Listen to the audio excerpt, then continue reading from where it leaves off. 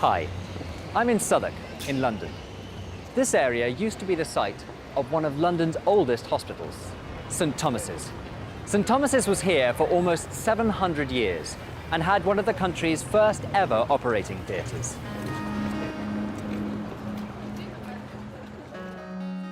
Have you ever had an operation?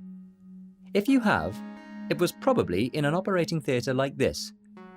These modern theatres are clean, spacious, and bright. As you can see, they are full of high-tech equipment. And they are designed to make surgery as clean and as safe as possible. They usually have an adjustable metal operating table in the center of the room.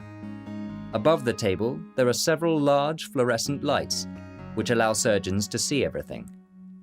At the head of the table, there's an anesthetic machine, and around the room there are various monitors, measuring heart rate, blood pressure, and blood oxygen levels. But what about old operating theatres? What were they like? Well, that's why I've come here. You see, St Thomas's old operating theatre used to be in the attic of this church.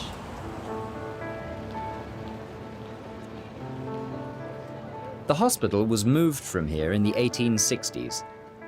But when a historian decided to investigate the church's old attic, he found a large abandoned room containing some old-fashioned surgical equipment.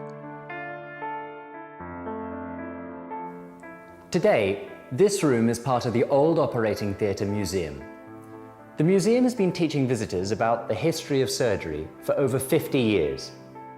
The first question many people ask when they come here is, why is it called an operating theatre? Well, the answer is simple.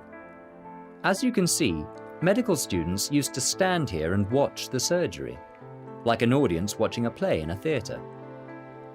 During operations, the room was always cramped and crowded, and the bigger and bloodier the operation, the bigger the audience.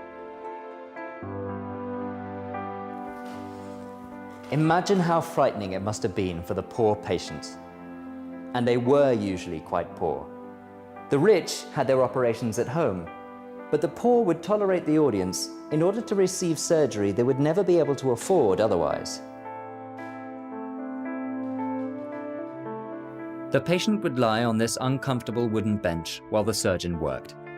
There was no anesthetic, so patients were awake throughout the procedure, unless, of course, they fainted.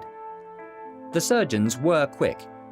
They could amputate a leg in less than a minute, but they had very little understanding of hygiene.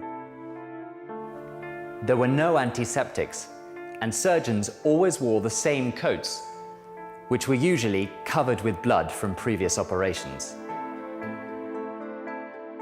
They often used dirty instruments, which were kept on this old wooden table, and they rarely washed their hands.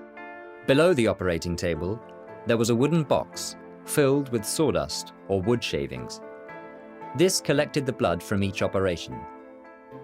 But often there was too much blood, so in the end they built a false floor.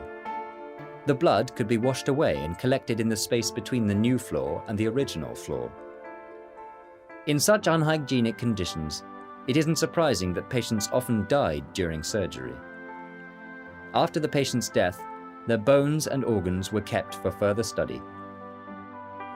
All of these practices seem primitive to us today, but without these techniques, we might never have developed the cleaner, safer procedures we have today. That's something we can all be grateful for.